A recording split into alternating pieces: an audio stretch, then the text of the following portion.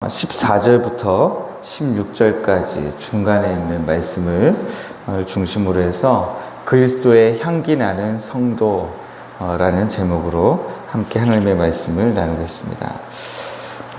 향기라고 하는 거는 참 신기한 것 같습니다. 눈에 보이지 않는데 그 냄새를 맡음으로 인해서 되게 굉장히 기분 좋은 향기가 있고요.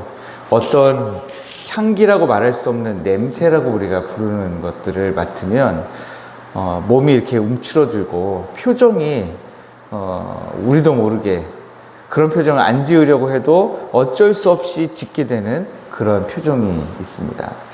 제가 라오스에 있을 때에 라오스는 뭐 그냥 다 전통 시장이죠. 가면 이렇게 돼지고기나 소고기 같은 거 지금 같은 날씨에 그냥 실온에 이런 상에다가 그냥 이렇게 올려놓고 그냥 팔거든요. 가면 파리가 이렇게 까맣게 붙어 있다가 손으로 이렇게 휘 하면 파리가 확 나르는데요. 그러면 이제 그 고기를 사갖고 집에 와서 이제 먹는 거예요. 그런데 그 시장에 이제 이것저것 사러 가면 처음에는 저를 너무 힘들게 했던 냄새가 있어요. 그 민물 생선하고 이것저것 알 수 없는 것을 넣어서 만든 젓갈이 있는데 그 젓갈 냄새를 맡으면 정말 처음에는 너무 힘들었습니다. 그 냄새 때문에 시장 가는 게 힘들었어요. 그런데 나중에는 시간이 지나다 보니까요, 그 냄새가 친숙해진 거예요. 저도 모르게. 안 맡을 수가 없는 냄새잖아요. 시장에 가면 무조건 맡거든요.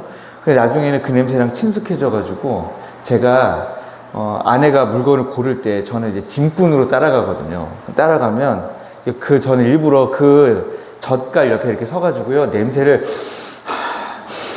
하면서 맡고 있었어요.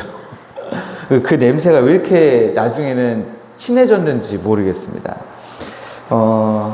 여러분들도 아마 냄새를 이렇게 맡기만 하면 옛날 생각나면서 기분 좋게 만들어주는 냄새가 있고, 너무 아는 냄새라서 너무 힘든 그런 냄새도 있을 겁니다.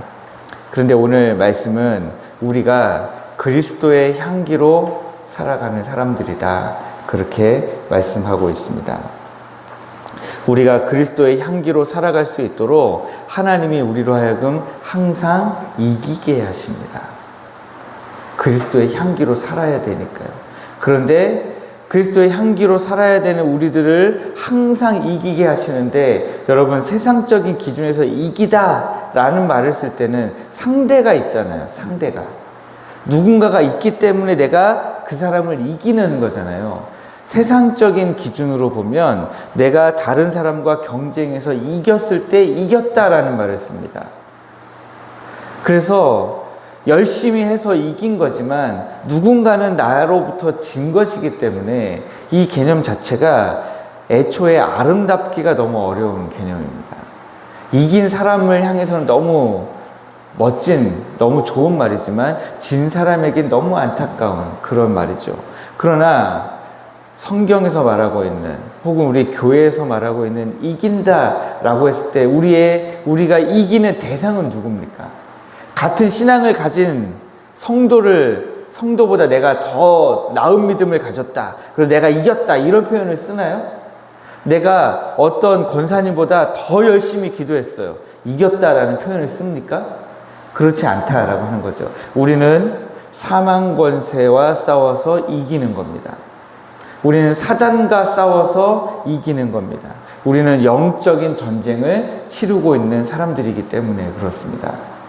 그래서 하나님께서는 우리가 그리스도의 향기로 살아갈 수 있도록 항상 이 영적인 전투에서 사탄 마귀에게 우리로 하여금 이기게 만들어 주신다는 거예요. 처음에는 좀 너무 뻔한 스토리 같지만 우리가 처음에는 막 지는 것 같고, 우리가 밀리는 것 같고, 우리가 실패하는 것 같고, 우리가 넘어지는 것 같고, 이대로 끝인 것 같은데, 그러나 하나님께서 그 끝은 항상 이기게 하신다라고 하는 것입니다.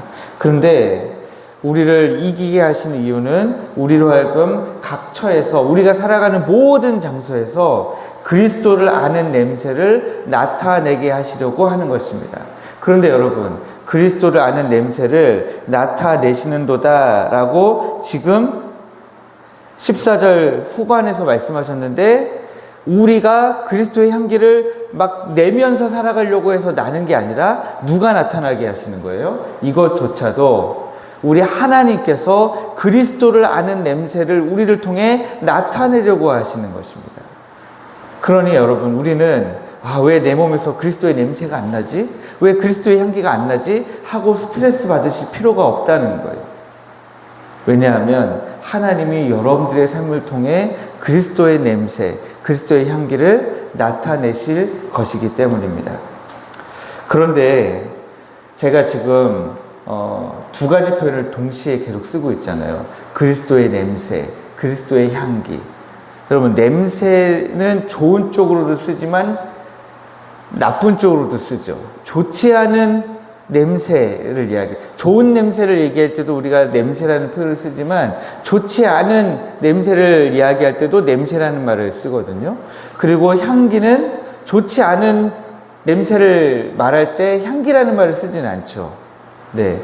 그런데 제가 지금 반대적인 의미에서 향기랑 냄새를 동시에 쓰고 있어요. 왜냐하면 성경이 지금 15절, 16절에 보면 우리를 통해 나타나는 그리스도의 향기 혹은 그리스도의 냄새가 어떤 사람들에게는 향기로 맡아지기도 하고 어떤 사람들에게는 냄새로 맡아지기도 하기 때문입니다.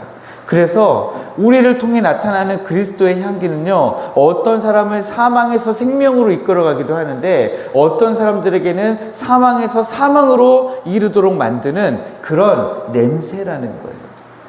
어떤 사람들이 우리를 봤을 때는 향기가 나는 것 같고 어떤 사람들이 우리를 봤을 때는 그리스도라고 하는 지독히 안 좋은 냄새가 나기도 한다는 거예요. 그래서 복음이라고 하는 것은 중립적이지가 않다는 것을 우리가 더 알 수가 있습니다. 복음이라고 하는 것은 우리를 통해서 선포되어지는 복음은 어떤 사람을 생명에 이르게 하기도 하고 어떤 사람은 사망에 이르게 만들기도 한다는 거예요. 우리가 전하는 복음은 이 두 가지 중에 한 가지 결과를 반드시 가져온다는 겁니다. 그래서 우리가 전하는 복음은 무서운 겁니다.